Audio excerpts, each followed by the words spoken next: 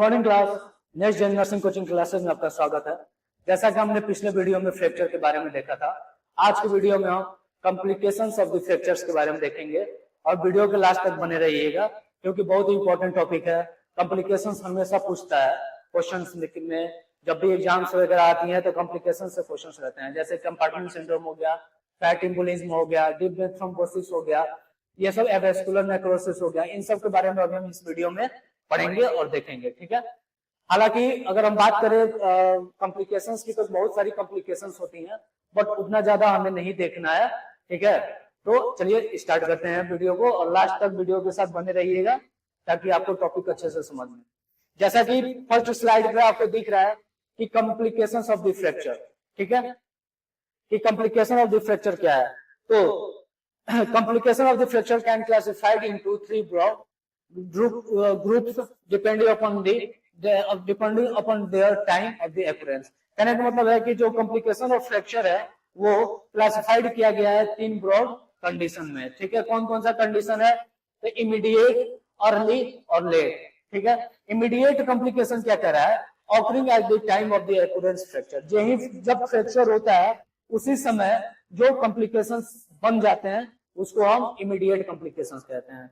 Next हम बात कर रहे हैं अर्ली कॉम्प्लिकेशन, ठीक है। अर्ली कॉम्प्लिकेशन क्या कह रहा है कि जैसे few days after the fracture, जैसे कि 2 दिन, 4 दिन, 5 दिन के बाद कोई कंडीशन बन रहा है उसको हम अर्ली बोल रहे हैं, ठीक है। नेक्स्ट हम बात कर रहे हैं लेट कॉम्प्लिकेशन। अब लेट जो कॉम्प्लिकेशन होता है ये लॉन्ग टाइम के बाद पता चलता है, जैसे 10 दिन बाद, 20 दिन बाद, ऐसे करके जो है इसका पता चलता है, ठीक है। नेक्स्ट हम बात कर रहे हैं जैसे कि सबसे पहला जो कंडीशन है हमारा वो है हाइपोवोलेमिक शॉक। अब हाइपोवोलेमिक शॉक क्या होता है इसको थोड़ा आप ऐसे समझ लीजिए। हाइपोवोलेमिक शॉक का मतलब ये है कि जैसे अगर कोई आर्टरी होता है, अगर कोई फ्रैक्चर होता है, कभी कोई चोट लग जाती है, कोई हाइट से गिर जाता है, कंपाउंड फ्रैक्चर हो जाता है, क्रच फ्रैक्चर हो जाता है, जिसके वजह से क्या होता है ब्लड का लॉस बहुत ही ज्यादा हो जाता है हमारे शरीर में। अब ब्लड का लॉस अगर बहुत ही ज्यादा हो गया, अगर कोई ओपन फ्रैक्चर हो गया है तो ओपन फ्रैक्चर में ब्लड का लॉस जाहिर सी बात है बहुत ही ज्यादा हो जाएगा, बाहर बह जाएगा। अगर नहीं भी हुआ है, अगर इंटरनली ही है तो इंटरनल में भी ब्लड का फ्लो बहुत ही ज्यादा अगर हो जाता है, ब्लड का लॉस बहुत ही ज्यादा हो जाता है, तो क्या होता है हाइपोवोलेमिक शॉक में पेशेंट चला जाता है। और ये बहुत ही कॉमन काउज होता है डेथ का, ठीक है। सबसे कॉमन काउज होता है डेथ का अगर फ्रैक्चर का या आरटीआई या कोई भी एक्सीडेंट हुआ है उसके बाद, ठीक है। मोस्टली फीमर और पेल्विस बोन में ये ज्यादा होता है। चलिए आगे देखते हैं। Hypovolemic shock is commonest cause of the death following the fracture major bones such as the pelvis or जैसा कि मैंने अभी समझाया सेम चीज लिखा हुआ है। it is due to multiple injury in the patient। अब ये क्यों होता है? मल्टीपल इंजरी होने की वजह से होता है पेशेंट के शरीर में या जो भी कल कॉजेज क्या क्या है इसका कि क्या क्या कॉजेज बन सकता है। तो the causes as hypovolemic could be external hemorrhage और internal hemorrhage। यहाँ पे कॉजेज को 2 भाग में बांटा गया है, एक्सटर्नल हेमरेज में और इंटरनल हेमरेज में। एक्सटर्नल हेमरेज क्या है? में result from the compound fracture. ये कंपाउंड फ्रैक्चर से ये बनता है जो एक्सटर्नल हेमरेज है, विथ और इंजरी और major vessels of the limb. अगर मेजर वेजल्स में अगर कोई चोट आ जाती है, प्रॉब्लम आ जाती है तो वो क्या होता है? एक्सटर्नल हेमरेज बनने का चांसेस होता है। इंटरनल हेमरेज में क्या होता है? Is more difficult to diagnose. उसको डायग्नोज करना बड़ा ही मुश्किल होता है। It is usually massive bleeding in the body cavity such as chest और एब्डोमेन। ये क्या करता है कि बड़े पैमाने पे बहुत ही बड़े मात्रा में ब्लीडिंग हो जाता है। कहाँ? चेस्ट और एब्डोमेन वाले एरिया में। तो ये क्या है? इंटरनली जो है वो जल्दी पता नहीं चलता है। एक्सटर्नल में ब्लड जो है वो बहुत ही ज्यादा लॉस हो जाता है जिस वजह से वो पता चल जाता है। यहाँ हम बात कर लें कि कौन से फ्रैक्चर में और किसके फ्रैक्चर में कितना ब्लड का लॉस होता है। जैसे कि यहाँ पे जो पेल्विस है, पेल्विस में 1500 से 2000 ml का ब्लड लॉस जो होता है वो ब्लड लॉस होता है। और फीमर में क्या होता है? 1000 से 1500, ठीक है। ये थोड़ा मिस प्रिंट है, यहाँ पे कहीं कहीं पे कोई चीजें मिस प्रिंट है, उसको आप नोटिस मत कीजिएगा, ठीक है। तो फीमर में 1000 से 1500 तक का ml का ब्लड लॉस होता है, ठीक है। नेक्स्ट हम बात कर ले फैट एम्बोलिज्म सिंड्रोम। अब ये फैट एम्बोलिज्म सिंड्रोम क्या है, ठीक है। अब यहाँ पे समझने की कोशिश कीजिएगा। फैट एम्बोलिज्म सिंड्रोम, फैट जो होता है वो हमारे बोन मैरो में प्रेजेंट होता है, बोन मैरो से बनता है, बोन मैरो से निकलता है। जब हड्डी की फ्रैक्चर हो जाएगी, हड्डी में क्रच फ्रैक्चर हो जाएगा, क्रस फ्रैक्चर हो जाएगा, कंपाउंड फ्रैक्चर हो जाएगा, तो क्या होगा, फैट वहां से निकलेगा और जो ब्लड वेजल्स है उसमें इंटर करेगा। अब ब्लड वेजल्स में इंटर करने की वजह से या जो भी मतलब कहीं पे भी आपका जिस एरिया में फ्रैक्चर है वहां पे अब इंटर करेगा तो ब्लड की सप्लाई क्या होगी, रुक जाएगी। रुकने की वजह से क्या होगा, ये फैट एम्बोलिज्म होने लगता है। ठीक है, तो यहाँ पर हम देखें क्या है, it is the most serious complication, ये बहुत ही सीरियस कॉम्प्लिकेशन होता है। And essential fracture been occlusion of the small vessels by the fat vessel, जितने भी स्मॉल वेजल्स हैं वो फैट वेजल्स से क्या होते हैं, फिलअप हो जाते हैं, भर जाते हैं। नेक्स्ट हम बात कर ले कॉजेज की, इसमें क्या क्या कॉजेज हो सकते हैं। द फैट ग्लोब्यूल्स में originated from the bone marrow and adipose tissue, जो फैट एम्बोलिज्म है वो कहां से बनते हैं, तो बोन मैरो से और एडिपोज टिश्यूज से ये बनते हैं। Fat embolism is more common, जो फैट एम्बोलिज्म है वो बहुत ही मोर कॉमन है फ्लोइंग द सीवियर इंजरी। अगर कोई भी सीवियर इंजरी होता है, बहुत बड़ा चोट लग जाता है, बहुत ही बड़ी परेशानी हो जाती है, तो उसमें फैट एम्बोलिज्म होना बड़ा ही कॉमन हो जाता है। ठीक है, रीजन क्या है कि फैट हमारे बोन में प्रेजेंट होते हैं और बोन में भाई कैपिलरीज भी प्रेजेंट है, नर्व आपका नर्व भी है, आर्टरी भी है, वेन भी है। तो ये क्या करेगा कि इन आर्टरी वेन में या इन सब जगहों पे क्या करेगा कि फैट का एक्युमुलेशन करा देगा। तो ये बड़ा ही कॉमन होता है अगर कोई भी सीवियर इंजरी होता है या मल्टीपल फ्रैक्चर या fracture of the major bone, कोई भी मेजर बोन का फ्रैक्चर होता है। The pathogenesis of this syndrome is not clear, इसका जो पैथोजेनेसिस है वो बहुत ही ज्यादा क्लियर नहीं है कि ये क्यों होता है, फैट एम्बोलिज्म क्यों हो जाता है, ये बहुत ज्यादा क्लियर नहीं है। But it seems like that two events occur, but इसमें दो इवेंट्स देखा गया है। ठीक है, पहला क्या है, release of the fatty acid, ये फैटी एसिड का बहुत ही ज्यादा रिलीज करने लगता है, और actual obstruction of the small pulmonary vessels bye the fat, और स्मॉल पल्मोनरी वेसल्स को फैट ग्लोब्यूल से ऑब्स्ट्रक्ट कर देता है। जो स्मॉल जो पल्मोनरी वेसल्स हैं उसको क्या करता है कि ये ऑब्स्ट्रक्ट कर देता है। ठीक है, यहाँ पे हम बात कर लें, ठीक है, फैट एम्बोलिज्म के बारे में कि किस तरीके से फैट का एम्बोलिज्म होता है। जैसे कि ये जो है हमारा रिस्पिरेटरी ब्रोंक्यूल्स है और स्मूथ मसल्स ये सब प्रेजेंट है, एल्वोलाई ये एल्वोलर है, ये सब देखिए इसमें जो ये फैट का एक्युमुलेशन है ये होता है। ठीक है, deep vein thrombosis and pulmonary embolism. अब डीप वेन थ्रोम्बोसिस क्या होता है और पल्मोनरी एम्बोलिज्म क्या होता है ये समझिएगा। डीप वेन थ्रोम्बोसिस क्या होता है कि जैसे कि कोई फ्रैक्चर होता है, अगर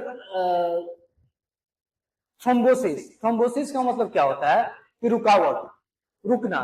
ठीक है, जैसे कि हमारा जो ब्लड वेजल्स हैं, ब्लड वेजल्स में कोई क्लॉटिंग हो जाता है, कोई प्रॉब्लम क्रिएट हो जाती है जिसकी वजह से ब्लड का फ्लो रुकने लगता है, ब्लड का फ्लो नहीं हो पाता है, तो उसको हम क्या बोलते हैं, थ्रोम्बोसिस बोलते हैं। ठीक है, और डीप वेन थ्रोम्बोसिस का मतलब है कि डीप में जो डीप वेन्स है हमारे शरीर के उसमें ये ज्यादा होने की चांसेस होती हैं। अब ये होता कैसे है, deep vein thrombosis is common complication associated with lower limb injury with spinal injury.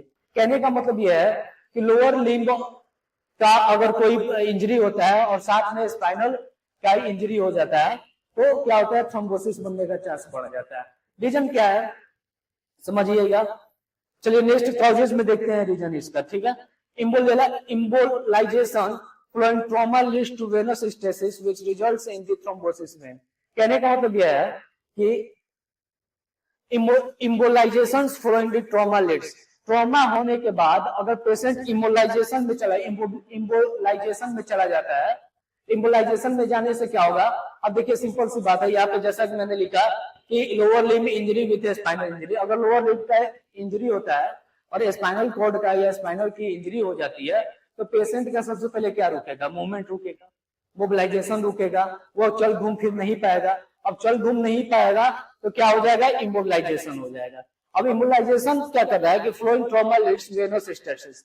अब इमोबिलाइजेशन होने की वजह से क्या हो रहा है कि वेनस स्टेसिस हो जा रहा है। ठीक है, which results in the thrombosis of bone, thrombosis of when. तो अब ये जब वेनस स्टेसिस हो जा रहा है ये क्या रिजल्ट दे रहा है, तो थ्रोम्बोसिस ऑफ वेन दे रहा है। ठीक है, नेक्स्ट हम बात कर लें DVT proximal to the knee is common cause. अब जो डीवीटी है, डीप वेन थ्रोम्बोसिस है, वो घुटने के अगल बगल होने की चांसेस इसकी बहुत ही ज्यादा है, ठीक है, लोअर लिम्ब में ये ज्यादातर होता है, ठीक है। और ये लाइफ थ्रेटनिंग कॉम्प्लिकेशन होता है पल्मोनरी एम्बोलिज्म का। पल्मोनरी एम्बोलिज्म कहने का मतलब ये है कि अगर वेन है, अगर वेन में अगर थ्रोम्बोसिस बन जाएगा तो जाहिर सी बात है ब्लड का फ्लो जो है वो रुकने लगेगा, और ब्लड का फ्लो रुकने की वजह से क्या होगा कि हमारा भाई रिस्पिरेटरी भी फेलियर होने लगेगा, गैस एक्सचेंज अच्छे से नहीं हो पाएगा, ये सब कंडीशन बनने लग जाते हैं। नेक्स्ट हम बात कर लें, DVT can recognise as early 48 hours after the injury. अब ये जो डीप वेन थ्रोम्बोसिस है इसको हम 48 घंटे के अंदर क्या करते हैं कि पता कर लेते हैं, रिकॉग्नाइज कर लेते हैं। Embolism occurs is only 4 to 5 days after ding. और जो एम्बोलिज्म ऑकर होता है, जो ये प्रॉब्लम क्रिएट होता है, जैसे जो वेजल्स में जो अगर जमाव हो जाता है, तो ये 4 से 5 दिन के बाद, इंजरी के 4 से 5 दिन के बाद इसका पता लगता है, ठीक है, या ये होता है, ठीक है, पता नहीं लगता, ये होता है ऑकर्स, ठीक है। नेक्स्ट हम बात कर रहे हैं, यहाँ पे फिगर है वेन थ्रोम्बोसिस का। जैसे कि ये देखिए ये ब्लड वेजल्स है, ठीक है, और यहाँ पे क्या हो रहा है कि ये ब्लड की क्लॉटिंग हो जा रही है, ब्लड का ऑब्स्ट्रक्शन हो जा रहा है यहाँ पे। अब ये क्या हो रहा है कि यहाँ से ब्लड आ रही है, यहाँ ऑब्स्ट्रक्शन हुआ है, इधर ब्लड की फ्लो बहुत ही कम जा रही है, ठीक है। नेक्स्ट हम बात कर लें कंपार्टमेंट सिंड्रोम के बारे में कि कंपार्टमेंट सिंड्रोम क्या होता है। ये बड़ा ही इंपॉर्टेंट टॉपिक है कंपार्टमेंट सिंड्रोम, और ये हमेशा यहाँ से क्वेश्चंस आते हैं, तो इसको ध्यान से समझिएगा। ऐसे समझ लीजिए क्या होता है कंपार्टमेंट सिंड्रोम।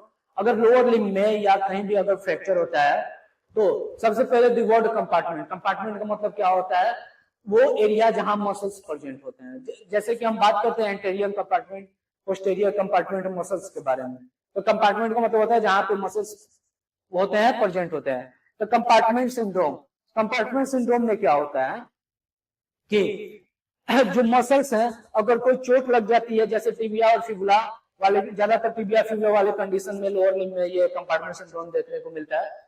तो जैसे अगर कोई कंडीशन अगर फ्रैक्चर हो गया है टिबिया और फिबुला दोनों का, तो वहां पे क्या होता है, ब्लड लॉस हो जाता है, या कोई इंफेक्शन वहां पे काउच हो जाता है, इन्फ्लेमेशन हो जाता है। इन्फ्लेमेशन होने की वजह से क्या होता है कि हमारा जो शरीर जो मसल्स है, मसल्स में स्वेलिंग होना स्टार्ट हो जाता है, वहां पे एक प्रेशर बनना स्टार्ट होने लग जाता है, ठीक है। वो क्या करता है कि जैसे वहां पे एक प्रेशर बनने लगेगा, प्रेशर जनरेट होने, और प्रेशर जनरेट होने की वजह से क्या करेगा कि वो ब्लड वेजल्स को, इन सब चीजों को कंप्रेस करने लगता है, जैसे नर्व हो गया, इन सब चीजों को वो कंप्रेस करने लगता है, ठीक है। इट इज यहाँ हम देखेंगे क्या होता है, the limb contains muscle compartment enclosed by the bone fascia interosseous membrane. कोई भी लिम्ब जो होता है जहां पे मसल प्रेजेंट होता है, उसके कंपार्टमेंट में इंक्लोज बाय बोन से, फैसिया से और इंट्रोसियस मेम्ब्रेन से वो इंक्लोज होता है, पैक्ड, ठीक है। It is painful build up of the pressure around the muscle. ये बड़ा ही पेनफुल होता है, ठीक है। 2 टाइप्स के इसके होते हैं, एक्यूट कंपार्टमेंट सिंड्रोम और क्रोनिक कंपार्टमेंट सिंड्रोम, ठीक है। तो एक्यूट कंपार्टमेंट सिंड्रोम जो होता है वो नॉर्मल जैसे होता है, और क्रोनिक एक्सर्शन कंपार्टमेंट सिंड्रोम जो होता है ये ज्यादातर एथलीट वगैरह में होता है। जैसे कि आप समझिए यहाँ पे क्या है, एक्यूट में है कि जैसे चोट लगा, चोट लगने की वजह से हो गया, ठीक है। लेकिन क्रोनिक में क्या है कि ये बार बार, जैसे कोई एथलीट है, अगर वो दौड़ रहा है तो बार बार एक ही जगह पर प्रेशर पड़ रहा है दौड़ने की वजह से, या कोई वैसा गेम खेल रहा है, या बार बार गिर रहा है, कबड्डी खेल रहा है, बार बार गिर रहा है, तो ऐसी एक ही जगह पर चोट लग रही है, उस वजह से कंपार्टमेंट सिंड्रोम बनने की चांसेस बढ़ जाती है। तो ये टाइप में है। नेक्स्ट हम बात कर रहे हैं, compartment syndrome happens when there is too much pressure around the muscle. Muscles के वाले एरिया में बहुत ही ज्यादा प्रेशर जो है वो बढ़ जाता है, इसकी वजह से ये मसल कंपार्टमेंट है। The pressure restrict the flow of the blood, fresh oxygen, nutrients to your muscle and nerve. अब ये प्रेशर क्या करता है कि रिस्ट्रिक्ट करता है, रोकता है। क्या रोकता है? तो ब्लड के फ्लो को, फ्रेश ऑक्सीजन को, न्यूट्रिएंट्स को, कहा, मसल तक जाने में। मसल तक जब अच्छे से आपका न्यूट्रिएंट्स, ऑक्सीजन और ये सब चीजें नहीं पहुंचेंगी तो वो धीरे धीरे क्या होगा, मसल में और भी इंफ्लेमेशन बढ़ता है, ठीक है। तो ये होता है। It is most common in yours in sense की जैसे ये इंसान के या पेशेंट के किन किन जगहों पे ये मोस्ट कॉमन होता है, लेग में, आर्म्स में भी, फीट में, एब्डोमेन में और बटक वाले एरिया में ये कंपार्टमेंट सिंड्रोम बनता है, ये बहुत ही कॉमन होता है। यहाँ पे ये फिगर है, ठीक है, कंपार्टमेंट सिंड्रोम का कैसे होता है, क्या होता है, इसको थोड़ा समझ लीजिए। जैसे ये एंटेरियर कंपार्टमेंट का मसल है, ये लैटरल कंपार्टमेंट का मसल है, ये फिबुला है, ये बोन है और ये टिबिया बोन है, ठीक है। डीप पोस्टेरियर कंपार्टमेंट, ये डीप पोस्टेरियर कंपार्टमेंट है और नर्व और वेजल्स यहाँ पे। अब क्या होता है कि ये जैसे ये क्रॉस सेक्शन है, ये नॉर्मल काफ मसल का क्रॉस सेक्शन है। तो यहाँ पे ये देखनी है, ये यहाँ पे देखिए ये नर्व का ये जो एरिया है, ये एरिया अच्छा खासा है, यहाँ पे भी ये है, ठीक है। अब यहाँ क्या हो रहा है, ये सब देखिए, यहाँ पे ये एरिया बना हुआ है, ये स्पेस आपको देखने को मिल रहा है, ये वाली यहाँ पे ये सब स्पेस आपको देखने को मिल रहा है। बट इसमें क्या हो रहा है कि ये सारा स्पेस फिलअप हो गया, ये स्पेस क्या हो गया, कम हो गया। मैं इरेज करके दिखाता हूं आपको, ये समझ में आएगा, ठीक है। यहाँ पे जितने भी ये स्पेस दिख रहा है, यहाँ पे कोई उतना स्पेस दिख रहा है, नहीं दिख रहा है। रीजन क्या है कि यहाँ पे मसल्स का एरिया क्या है, वो बढ़ गया, मसल्स में प्रेशर बढ़ गया। मसल में प्रेशर बढ़ने की वजह से क्या हुआ, यहाँ जो ये देखिए, ये जो आपका नर्व एंड ब्लड वेजल्स वाला जो एरिया है, यहाँ पे क्या हुआ, कंप्रेस हो गया।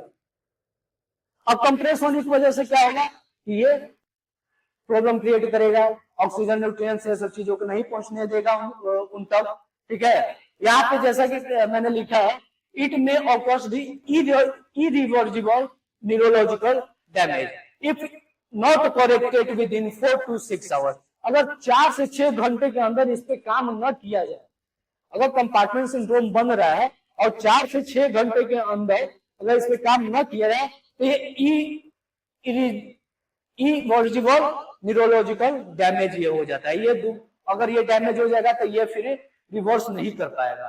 फैसियोटॉमी is a choice of this service to relieve pressure. अब फैसियोटॉमी क्या होता है, वो फैसिया को काट के हटा देते हैं, तो ये एक सर्जिकल प्रोसीजर है, तो ये चॉइस होता है, ठीक है। नेक्स्ट हम बात कर ले avascular necrosis of the bone tissue. Avascular necrosis क्या होता है। अब एवेस्कुलर से क्या आपको समझ में आ रहा है, नेक्रोसिस से क्या समझ में आ रहा है कि वेस्कुलर में प्रॉब्लम हो गया और नेक्रोसिस होने लग गया बोन में, ठीक है। जैसे कि अगर कोई एरिया है, अगर उस एरिया पे कोई फ्रैक्चर हो गया, चोट लग गई और वहां पे कोई कंप्रेशन हो गया, तो जो वेस्कुलर है, जो भी हमारा नर्व है, आपका ब्लड वेसल्स है, उनमें क्या हो रहा है, कंप्रेस हो जा रहा है या वो फट जा रहा है या टूट जा रहा है। उसकी वजह से क्या हो रहा है, आगे वाले एरिया को ब्लड की सप्लाई नहीं हो रही है, तो वहां पे क्या होगा, नेक्रोसिस होगा, ठीक है।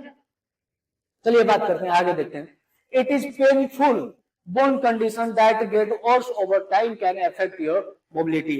ये क्या होता है कि ये भी एक बड़ा ही पेनफुल कंडीशन होता है, ठीक है, अफेक्ट योर मोबिलिटी, जो कि आपके मोबिलिटी को अफेक्ट करता है, घूमने फिरने नहीं देगा।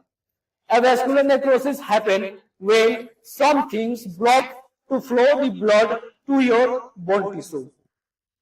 कहने का मतलब यह है कि एवेस्कुलर नेक्रोसिस क्या होता है कि जैसे एवेस्कुलर नेक्रोसिस कब होता है, जब कोई पदार्थ, कोई भी चीज ब्लॉक कर देता है आपके flow of blood to your bone tissue. आपके बोन टिश्यू तक ब्लड को पहुंचने में अगर कोई चीज अगर रुकावट बन जाती है, कोई प्रॉब्लम क्रिएट होता है, उसको हम एवेस्कुलर नेक्रोसिस कहते हैं। It can affect bone tissue in any joint. ये किसी भी ज्वाइंट में हो सकता है। टिपिकली टारगेट योर हिप, ज्यादातर ये हिप में होता है, और भी अदर ज्वाइंट है जहां पे ये होने की चांसेस होती है इसकी, ठीक है। एंकल ज्वाइंट हो गया, जॉ हो गया, नी ज्वाइंट हो गया, अपर आर्म ह्यूमरस और शोल्डर में ये होने की चांसेस बढ़ती है। इसकी फिगर देख लेते हैं कि ये एवेस्कुलर नेक्रोसिस कैसे होता है। जैसे ये देखिए, ये नॉर्मल है आपका, ये नॉर्मल ह्यूमरस है, ह्यूमरल हेड है, ये आपका आर्टिकुलर कार्टिलेज है, ये देखिए ब्लड की सप्लाई बहुत ही अच्छे से वेस्कुलर का सप्लाई हो रहा है। अब यहाँ क्या हो रहा है कि एवियन सेगमेंट, ये एवेस्कुलर नेक्रोसिस हो गया। यहाँ पे क्या हुआ कि ये कोलैप्स किया फ्रेगमेंट कार्टिलेज, यहाँ पे चोट लग गई है पेशेंट को, फ्रैक्चर हो गया। अब यहाँ पे क्या हो रहा है कि यहाँ पे अगर ये चोट लग गया, फ्रैक्चर हो गया, तो ये जो एरिया है, जो ये ऐसे था, ये इधर आ गया। अब इधर आने की वजह से यहाँ पे जो ब्लड वेसल्स था, जिसके वजह से आपका जो ब्लड है वो जा रहा था, आपके बोन को सप्लाई कर रही थी, ये क्या हो रहा है, इंटरप्ट होने लगा, रुकावट होने लगी। अब रुकावट होने की वजह से ये क्या होगा, ये एवेस्कुलर नेक्रोसिस में चला जाएगा।